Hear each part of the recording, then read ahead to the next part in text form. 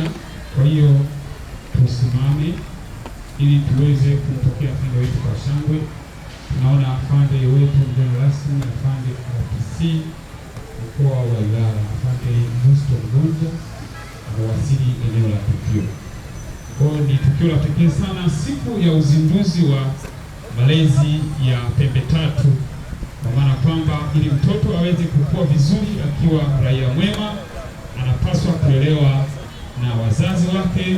Akitoka mikononi mwa wazazi anaingia. Watu wanajamii mtaani wanapaswa kuweza kushiriki katika malezi ya huyu mtoto.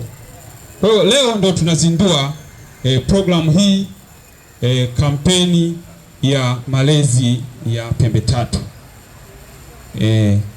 Kampeni ya malezi ya pembe tatu.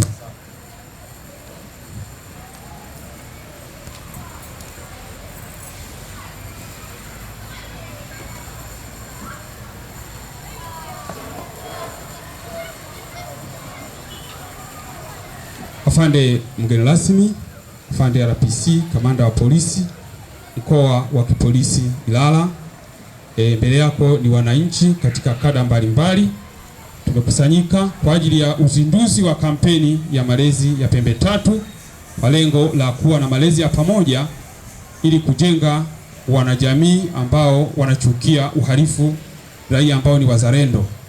Na kwa muda huu afande, tunaomba kwa ridhaa yako tuimbe wimbo wa taifa, kisha tutaomba kibali chako tuweze kuketi na kuendelea na programu zingine.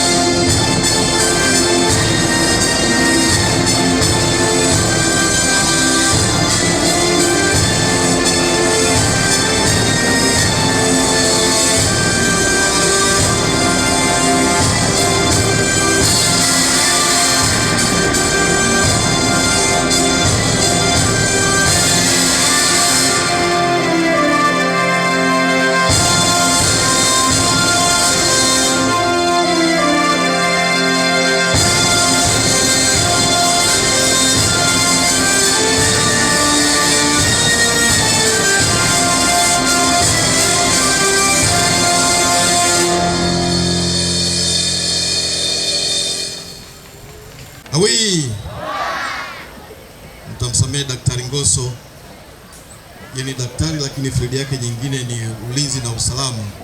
Itifaki nyingine hazielewi sawa sawa, lakini pia ni mwalimu hapa, pia yuko darasani anajifunza.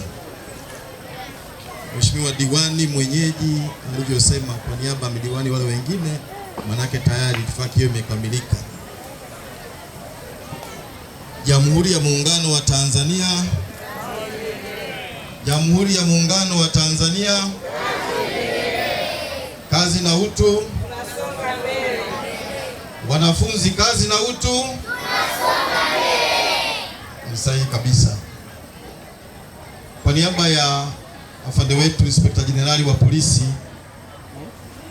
afande wetu Camillus Mongoso Wambura, kwa niaba ya kamishna wa kanda hii maalum afande wetu Jumanne Murilo, kwa niaba yangu binafsi kama RPC wa mkoa wa kipolisi Ilala na askari wote wa mkoa huu wa Ilala, ninawasalimu tena kwa jina la Jamhuri ya Muungano wa Tanzania.